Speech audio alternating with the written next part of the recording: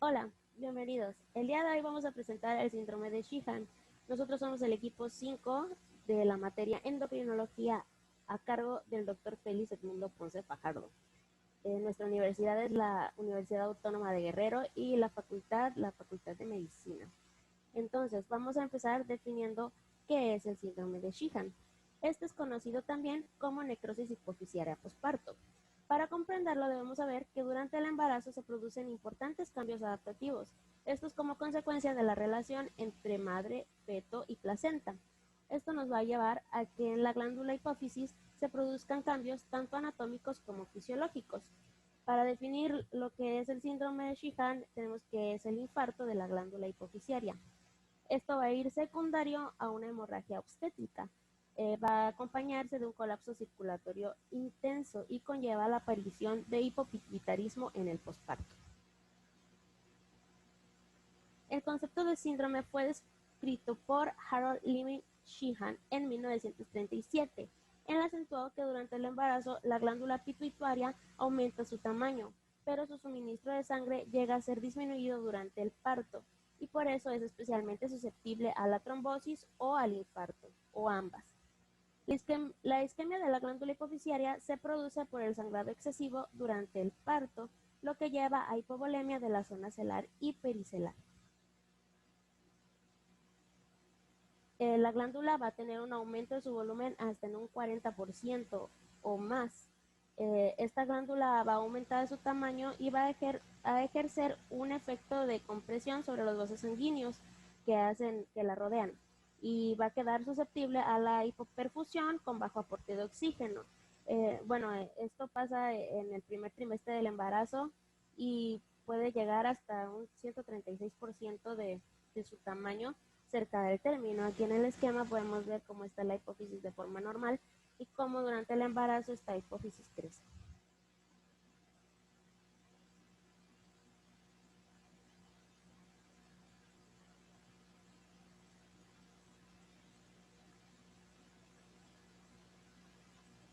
En situaciones de colapso circulatorio, este aumento de la glándula se debe principalmente a la hiperplasia de las células productoras de prolactina. Vamos a tener que la glándula pituitaria sufre una isquemia. Esta va a producir necrosis. Entonces vamos a encontrar sangre coagulada y células inflamatorias en estas zonas necróticas y por lo tanto una ausencia total de hormonas. La glándula pituitaria no tiene la capacidad de regenerarse llegando a este punto. Entonces las células se vuelven necróticas. Estas no van a poder ser sustituidas por células nuevas, van a ser reemplazadas por tejido cicatrizal. La función glandular, por otro lado, puede ser mantenida hasta un 50%. Vamos a tener que se va a producir hipopituitarismo parcial o total cuando hay destrucción del 75 o del 90% de la glándula. Los signos y síntomas del síndrome de Sheehan suelen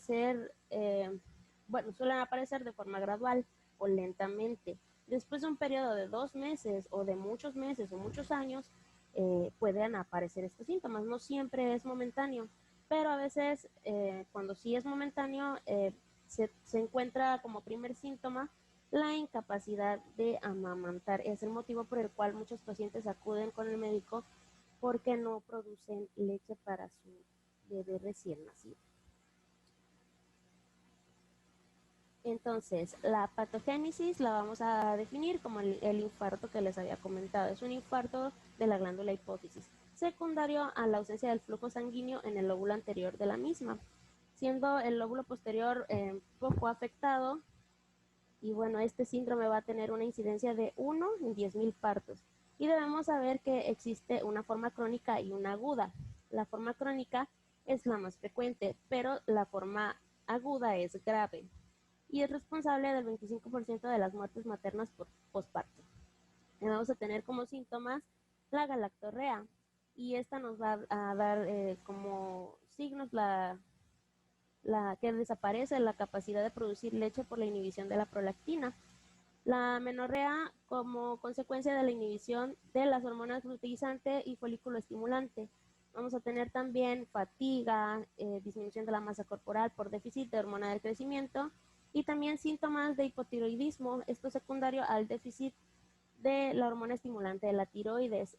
Vamos a tener algunas veces cambios visuales y muy raro también la presencia de diabetes. En lo que vamos a ver en nuestro paciente es ausencia del vello axilar y púbico, hay función mental lenta, puede haber aumento de peso, puede ser normal, puede tener dificultad para mantenerse caliente por lo de la hormona estimulante de la tiroides. Va a haber un bajo nivel de glucosa, el ritmo cardíaco es irregular y muy notorio el adelgazamiento de la piel, cabello y uñas. En el caso del cabello y uñas, pues estos están quebradizos. Hay un encogimiento de mamas o una atrofia, el tejido glandular es escaso. En casos severos hay pérdida de conciencia, hay colapso cardiovascular, lo que lleva a coma, hay involución de las mamas y las pacientes presentan anemia. Vamos a tener también, bueno, aquí el esquema nos muestra lo que es el sangrado, cómo la glándula aumenta su tamaño y esto nos lleva a déficit de hormonas. Vamos a tener con nuestro paciente tiene facies inexpresivas, hay discreto edema de párpados y raíz nasal, la piel es blanca, muy despigmentada y fina al contacto, aunque en ocasiones puede presentar cierta aspereza y discreta la descamación. Las secreciones del sudor y secreciones sebáceas disminuyen. La despigmentación puede afectar a zonas como el pezón, las aureolas mamarias, a los órganos genitales, a la región perianal y también va a depender de los estrógenos. La palidez generalmente depende de la anemia que sufre la paciente. Las uñas suelen ser delgadas, secas y quebradizas. Como ya les comentaba, puede tener hipotermia, incluso de 34 grados centígrados. Y en las fases finales comatosas, la temperatura rectal puede tener solo 27 grados. ¿Cómo realizamos un diagnóstico? En este momento es importante examinar con detalle su historia típica, donde una relación entre la enfermedad y el sangrado o shock séptico en un aborto o en un parto anterior nos puede dar datos importantes. Ojo que también no solamente es en parto, podría ser en aborto. Para determinar el síndrome de Sheehan, el diagnóstico se inicia con un recorrido por las glándulas mamarias. Estas no aumentan de tamaño, la leche no condensa ni se libera, aunque haya una fuerte presión y estimulación. El síndrome de Sheehan es importante que se realicen pruebas de laboratorio, donde vamos a ver las hormonas. Dependiendo de la cantidad de hormonas, se establece un diagnóstico. Aquí estamos viendo estas hormonas, son las típicas del cuadro, y una disminución de estas, pues nos hablan sobre un síndrome de Sheehan. Y obviamente podemos también ver los cambios en el cuerpo, que es también lo que nos indica el síndrome. Un factor predisponente es la preeclampsia, que es la complicación en el embarazo cuando la mujer embarazada tiene una inflamación severa. Hay pérdida de proteínas en la orina, presión arterial alta y así sucesivamente. Estas mujeres son más propensas a la formación de coágulos en la sangre. En caso de necesidad, se puede realizar un test múltiple de estimulación hipotálamo-hipofisiaria. Vamos a ver la hipoglucemia inducida por la insulina, la prolactina, la prolactina, y podemos también realizar resonancia magnética nuclear con contraste en la región hipotalámica hipofisiaria. Estos estudios nos van a ayudar a realizar un diagnóstico certero. En el caso del tratamiento, este tratamiento es una terapia de reposición hormonal de por vida para las hormonas que hacen falta. Se utilizan corticosteroides, el principal es la hidrocortisona o prednisona, que van a reemplazar las hormonas suprarrenales que no se producen debido a la deficiencia de la hormona adrenocorticotrófica.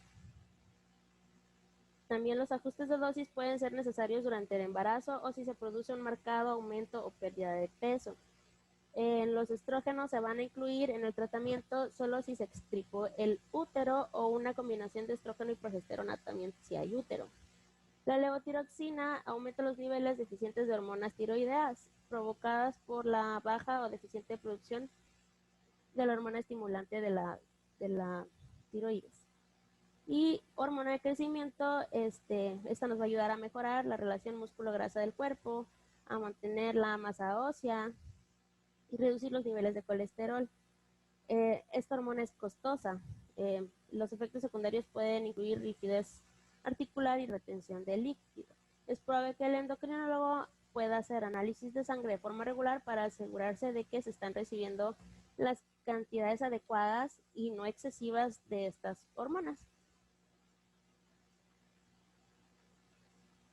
Y por último tenemos lo que es el pronóstico. Este va a depender mucho de la afección y la intensidad del hipopituitarismo. Las enfermedades que tenga interrecurrentes, si las personas no se tratan, viven más o menos 15 años, de 10 a 15 años, y con el tratamiento la existencia de este padecimiento se normaliza. La muerte llega a sobrevenir cuando hay coma hipofisiario. Para evitar este síndrome o la complicación más bien del síndrome, se recomienda que toda paciente que tenga como complicación del parto una hemorragia masiva sea seguida y estudiada desde el punto de vista endocrinólogo o endocrinológico para poder hacer su temprano reconocimiento, poder instaurar un tratamiento más efectivo y mejorar su pronóstico. Y con esto, obviamente, mejorar su calidad de vida. De nuestra parte es todo. Les agradezco mucho su atención y nos vemos pronto. Dejo la bibliografía en la descripción. Hasta luego.